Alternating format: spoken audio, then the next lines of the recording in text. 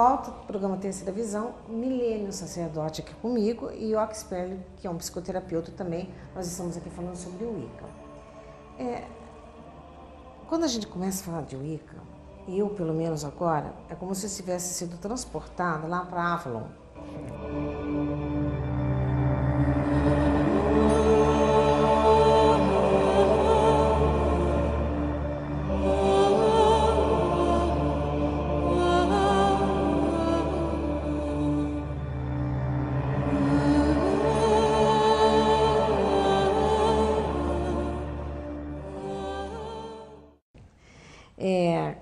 Qual é a energia, mais ou menos assim? Tem algo parecido com aquela energia daquela época? Como que é? É bom o Fabiano falar isso, que aí entra a história de Gardner, né? E toda a pesquisa que Gardner realizou. Na verdade, o que acontece? O que acontece Mais ou menos, menos, né? Nem tanto ao leste, nem tanto ao oeste. Muito do que Gardner pesquisou e do que ele vivenciou para poder modernizar, vivificar, vamos colocar assim, o que era a bruxaria, conhecido como bruxaria, para se tornar o Wicca, que no início tinha um C só, né, e vinha de Weiss, que era de wizard, dobrar, moldar a realidade à sua vontade, né?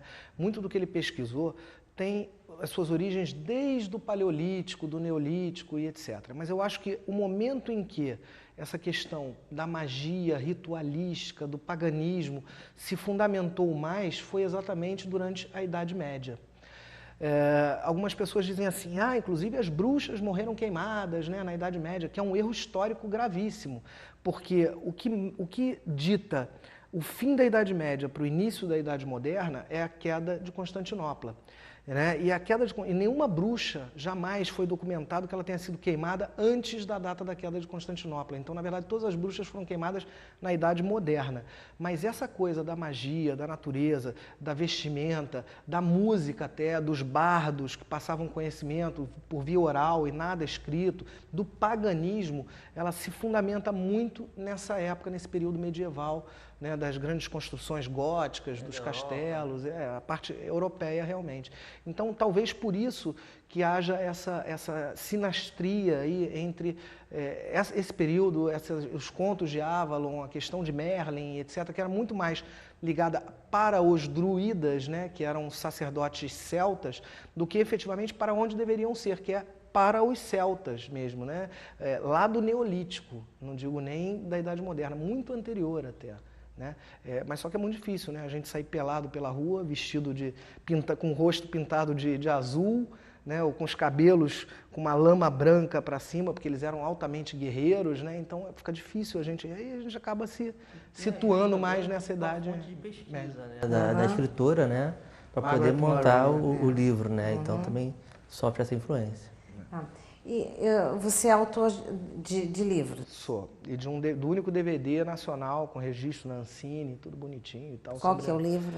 Olha, eu tenho 2 livros. Um é Wicca, a Bruxaria Saindo das Sombras, que foi um livro que eu fiz tentando contar desde o início da história de Gardner até os princípios mais importantes dentro da Wicca, e tem um capítulo especial que é dedicado aos pais, aos amigos, aos parentes, aos namorados, né, que muitas vezes ficam com aquele preconceito da religião, né, então é um capítulo especial sobre isso.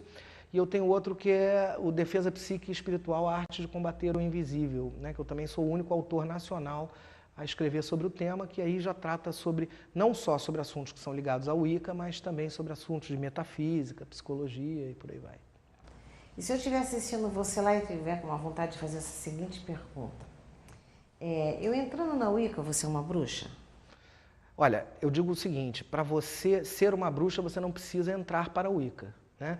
Bruxa vem de bruxos, né? Que era a larva da borboleta, ou seja, quando a minhoquinha lá, né, ela constrói aquele casulo e começa a sua metamorfose em borboleta, ela é a bruxa. Então, a partir do momento que você começa a ter um insight, que você começa a ter uma visão muito mais ampliada do que te circunda, que você consegue compreender que as energias não são só essas energias geradas pelos aparelhos eletroeletrônicos, né, mas que existem outras energias que motivam a vida da gente, você já é uma bruxa. Agora, uma sacerdotisa, aí sim, você vai ter que entrar para a religião, vai ter que estudar e vai ter que passar por uma iniciação. E como que eu faria aí no caso? Eu entro, começo a ler o livro e depois faço o quê? Eu vou entrar em contato? Entre em contato, né? Me dá os degraus. Vamos lá, o Fabiano falou no começo uma coisa muito importante, que depois de Gardner foram criadas algumas tradições. Né? Então, para você procurar se tornar uma sacerdotisa, primeiro tem que escolher uma tradição. Né? Não é escolher um sacerdote. A minha visão dentro da religião tem que escolher uma tradição, uma afinidade com o panteão. Certo. Escolhendo essa afinidade já diminui o leque. Então aí você pode começar a procurar saber qual é a tradição que tem aquele panteão e qual é o sacerdote ou sacerdotisa que segue aquele panteão. Eu só vou discordar, a gente discorda muito pouco, eu e o Og, a gente é amigo há, sei lá, 20 anos aí, por aí. Eu só vou discordar dessa visão dele com relação à tradição, porque até para que você conheça verdadeiramente a tradição, é necessário que você esteja dentro dela. Eu acho que ele colocou muito bem quando ele falou, leia Gardner. Então, quando você leu aquilo, que você viu quais eram os princípios que ele pregava, ou seja, o que ele dizia que era o Wicca, e você começa a pesquisar, como ele falou, em outras fontes de internet, onde você vai ver, não, peraí, isso aqui não é tão engessado dessa forma, essa tradição não precisa dos graus e etc. Aí você vai buscar um caminho dentro daquilo que você está acreditando particularmente. Eu acho que a pessoa tem que fundamentar, ler o que fundamenta o que ela acredita e o que ela não acredita como sendo bom para ela, e aí sim ela pode começar a buscar uma tradição, né? Ou baseada sempre pelo panteão. Exato. Eu acho que sempre pelo panteão. Se você não tem afinidade com o panteão celta, você não vai buscar uma tradição celta. Mas, por exemplo, você tem tradições que elas não se prendem. Por exemplo, a tradição gardneriana, particularmente, que eu posso falar bem sobre ela, o próprio Gardner, ele na Runa das Bruxas, ele dizia Eco Azarak, Eco Zomelak, Eco Cernunnos, Eco Arad, Eco Pan. Então, quer dizer, ali ele misturou um panteão grego, um panteão celta e um panteão romano. Então, quer dizer, ele se utilizava disso tudo. E a Margaret Murray, que serviu como material, uma antropóloga inglesa, de onde ele tirou muito material do Paleolítico, do Neolítico, ela era egiptóloga do Museu de Londres, então ele também traz muita coisa da egiptologia. Então você tem determinadas tradições que elas te dão uma amplitude muito grande de panteões. O que eu não concordo, por exemplo, eu não sei qual é a tua opinião nesse sentido, que a gente nunca discutiu sobre isso, mas, por exemplo, a utilização de panteões vivos, eu não concordo. Por exemplo, panteão hindu. Se existe uma casta ali de pessoas que são sacerdotes, que oram para Ganesha, que fazem todas as cerimônias de Ganesha. Eu posso muito bem gostar de Ganesha, mas eu jamais vou trazer Ganesha ao meu culto. É o caso das pessoas que traçam os seus círculos e trazem Iemanjá para dentro do seu círculo. Eu sempre disse, no dia que Morrigan descer num centro de Umbanda e disser, ô Zifi, eu vim aqui tomar um esquinho escocês e tal, eu vou aceitar que Iemanjá entre dentro de um círculo meu, né? Dentro da religião Wicca existem algumas polêmicas, né? Só que eu vou interromper, porque nós vamos para o intervalo e voltamos já já.